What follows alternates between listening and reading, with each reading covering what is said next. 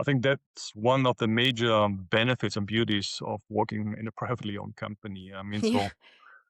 so half jokingly, we are quite often saying that a quarter in our company doesn't last just 3 months; it's 25 years. So we are really Mm, thinking in generations, and I think in times of change, rapid changes, I think long-term thinking, continuity are becoming an increasingly important value and asset. And this is something which I really appreciate because, again, coming back to the topic of innovation, this is something that doesn't happen overnight.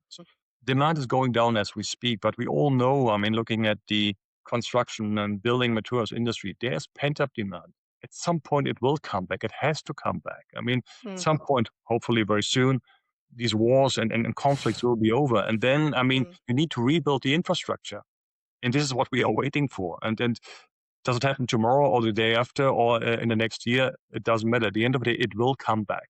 And you need to mm, have the patience and also the long breath, so to speak, to be able to survive this situation mm. and to be ready once the market is picking up again. Yeah, and something that you and I spoke about in preparation for this podcast was the difference between privately owned and listed businesses. How do you think that ownership model changes decision making in practice, especially in a challenging market? Mhm. I mean, in our case, I can tell you that the private ownership really helps us to create more decisiveness and agility in the Mm, decision making. Because at the end of the day, I think we are not making a decision to show a better balance sheet for the next quarter. mhm, So I think it helps also to make sure that you don't deviate from your strategic path just because the situation at the moment is temporarily different to what you were expecting.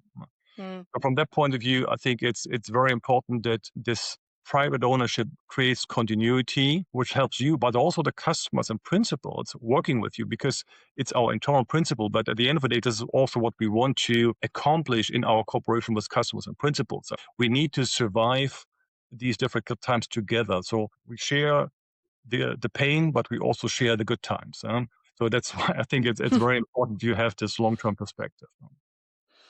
Do you think that privately owned businesses can behave differently right now in ways that are genuinely strategic rather than cautious?